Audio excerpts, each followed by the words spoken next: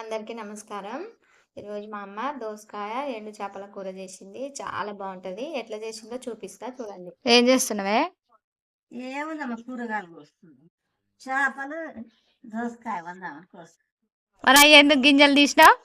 గింజలు చేయలేదు. గింజలు చేదైనాయి అంట. ఇది గింజలు తీసి కట్ చేస్తుంది. కండ తీయయింది, గింజలు చేదైంది. ఇవి పావు కేజీ దోసకాయలు. ఇదైతే గింజలు చేదైంది. ఇక ఈ ఒకటి ఏం తీయతుందో చూడాలి. ఇది తీయయిందా? ఒకటి చేదైంది, ఒకటి తీయయింది.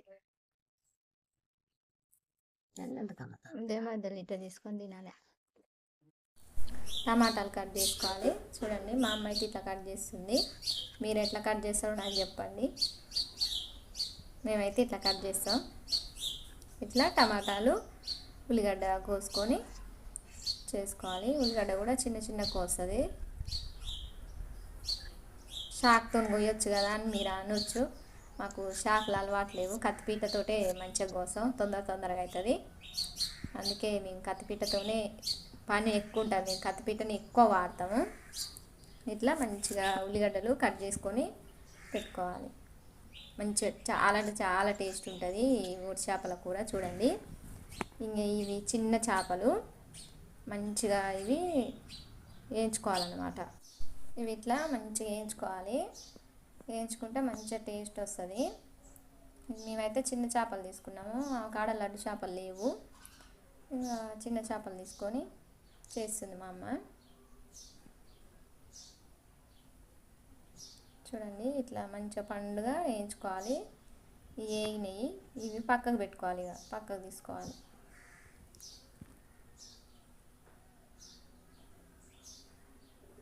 ఇట్లా పక్కకు తీసుకొని ఇంకా కూర తాలింపు పెట్టుకోవాలి. ఇప్పుడు కొంచెం నూనె పోసుకొని పోపు గింజలు వేసుకొని పోపు పెట్టుకోవాలి. ఈ పోపు గింజలలో నేను అన్నీ కలిపిన. కొంచెం పసుపు వేసుకొని అన్నీ కలిపేస్తుంది మా అమ్మ.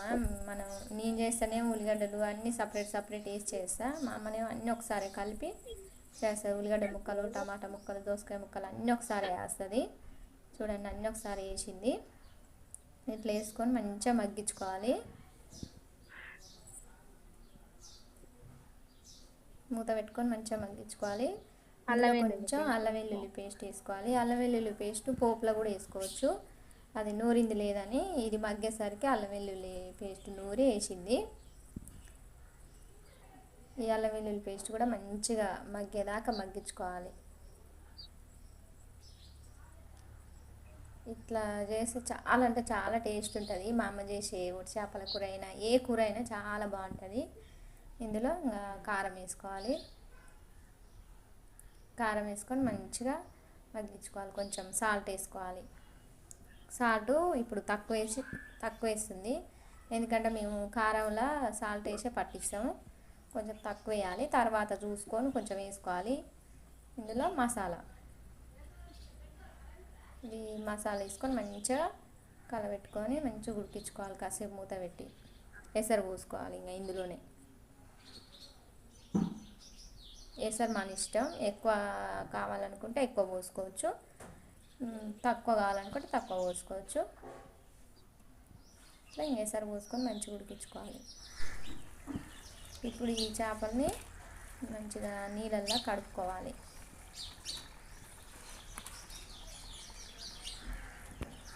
ఇట్లా కడుక్కొని ఈ కూరలో వేసుకోవాలి.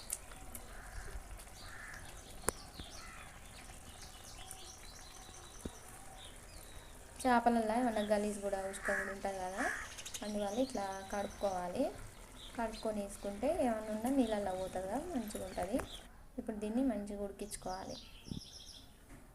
మంచిగా కలిపి మూత పెట్టుకొని మంచిగా ఉడికించుకోవాలి.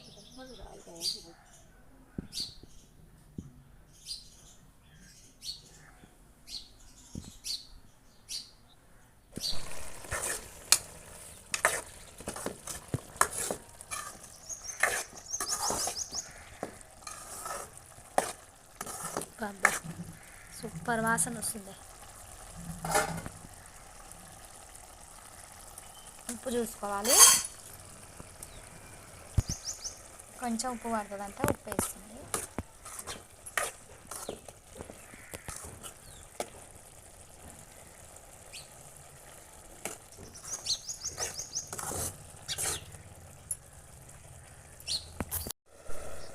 ఇంతే, చాలా సింపుల్.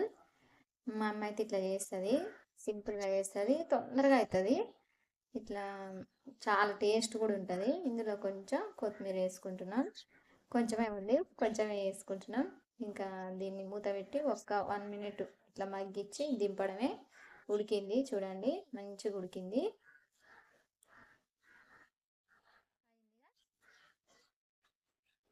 ఇంకా దింపుకుందాం. ఇంతే అండి, చాలా సింపుల్ ఉంటుంది, చాలా టేస్ట్ ఉంటుంది. మీరు ఎట్లా చేస్తారో నాకు చెప్పండి. ఇంకా మా అమ్మ చేసినట్టు కూడా మీరు ట్రై చేయండి, చాలా బాగుంటుంది. ఒకసారి ట్రై చేసి ఎట్లొచ్చిందో చెప్పండి నాకు. ఇంకా నా వీడియో మీకు నచ్చితే మర్చిపోకుండా లైక్ కొట్టండి. ఇంకా తెలిసిన వాళ్ళకి షేర్ చేయండి. ఖచ్చితంగా నేను చేసేవి మీరు కూడా చేసి ఎట్లొచ్చినాయో నాకు చెప్పండి, మర్చిపోకండి. ఇంకా సబ్స్క్రైబ్ చేసుకోండి.